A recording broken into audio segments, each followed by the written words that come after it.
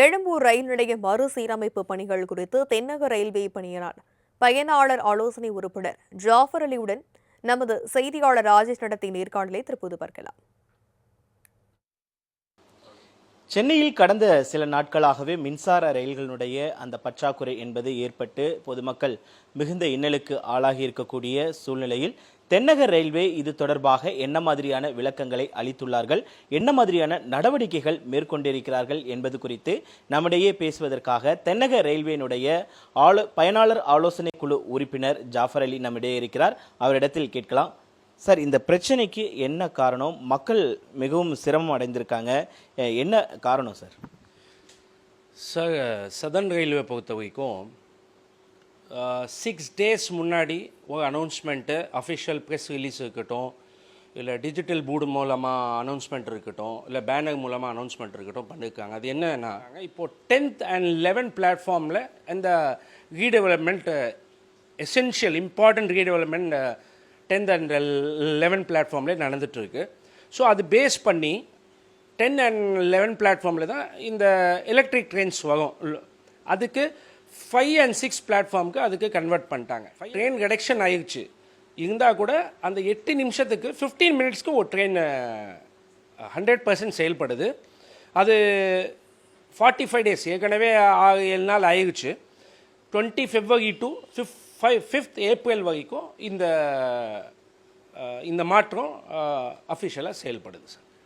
இப்போது ஒரு திட்டம் அறிவிக்கிறோம் அப்படின்னா மக்கள் சஃபர் ஆவாங்க, மக்கள் அவதி அடைவாங்க அப்படின்ற பட்சத்தில் அதுக்கு மாற்று ஏற்பாடுகள் செய்த பிறகு தானே நம்ம இந்த திட்டத்தையே கொண்டு வந்திருக்கணும். அது எந்த மாதிரியான மாற்று ஏற்பாடுகள் செய்யப்பட்டு இருக்கு? மாம்பழத்தில் நின்று போகதா சொன்னீங்க, அது எவ்வளோ நேரம் நிற்கிறது? மாம்பழத்தில் எந்த மாதிரியான நடவடிக்கைகள் மேற்கொள்ளப்பட்டிருக்கு? சார், ஏற்கனவே pre announcement has been done by the official pre announcement has been done by the southern railway officially. இந்த 8 ட்ரெயின் எக்மூர்லேருந்து தான் செயல்படக்கூடிய 8 ட்ரெயின்ஸ் மாம்பழம் ஸ்டேஷனில் 2 நிமிஷம் நின்று பேசஞ்சர்ஸ் அங்கேருந்து என்ன சொல்கிறது ஏற்றுட்டு போகிறாங்க. குறிப்பாக சார், தெற்கு railway 10 days before official announcement பண்ணி பேசஞ்சர்ஸ் இந்த மாதிரி ட்ரெயின் நம்ம கோச்சுக்கோம், இந்த தேதிக்கு மட்டும் 8 minutes இருக்குது, 15 minutes இருக்குது ட்ரெயின், இந்த நாள் மட்டும் இந்த ட்ரெயின் செயல்படும், இந்த ட்ரெயின் செயல்படாது, எங்கெங்கே ஸ்டாப்பேஜ் நிற்கும், எங்கே நிற்காது, தெளிவாக ப்ரீகாஷனாக அனௌன்ஸ் பண்ணி மீடியா வழியாக பப்ளிக்கு ரீச் ஆகிற மாதிரி செய்தி சொல்லி தான் இம்ப்ளிமெண்டேஷன் பண்ணிருக்காங்க. அண்ட் ஸ்டேட் டிரான்ஸ்போர்ட் டிபார்ட்மெண்ட்க்கும் ஒரு ரிக்வெசேஷன் வச்சுருக்காங்க, இந்தந்த தேதிக்கு நீங்கள் ஸ்பெஷல் பஸ்ஸஸ் நீங்கள் செயல்படுத்தணும்னு சொல்லி. It's up to the state government to decide என்ன பண்ணுவாங்க அப்படின்னு சொல்லி. இப்போது மக்கள் சஃபர் ஆகுறாங்க, மக்கள்கிட்ட நீங்கள் சொல்ல விரும்புவது என்ன? இந்த ரயில்வே ஸ்டேஷன் அப்கிரேஷன் முடிஞ்ச பிறகு வேர்ல்ட் கிளாஸ் எம்யூனிட்டிஸ் ஃபெசிலிட்டிஸ் இந்த ரயில்வே ஸ்டேஷனில் வருது. அதுக்கு ஒரு 100 years 200 yearsக்காக ஒரு அப்கிரேஷன் பண்ணுறாங்க.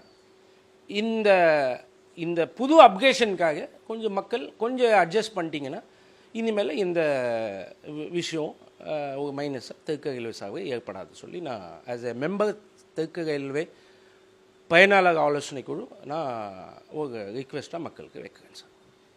கிட்டத்தட்ட 100 ஆண்டுகளுக்கு மேலாக இந்த திட்டம் இருக்க வேண்டும் என்பதற்காக ஒரு 30 நாட்கள் மட்டும் பொதுமக்கள் தங்களுடைய பயணங்களை மேற்கொள்ளுமாறு தெரிவித்திருக்கிறார் நம்முடைய தென்னக ரயில்வே பயனாளர் குழு ஆலோசனை உறுப்பினர் ஜாஃபர் அலி அவர்கள். மாலை முரசு செய்திகளுக்காக ஒளிப்பதிவாளர் ராகுலுடன் செய்தியாளர் ராஜேஷ்.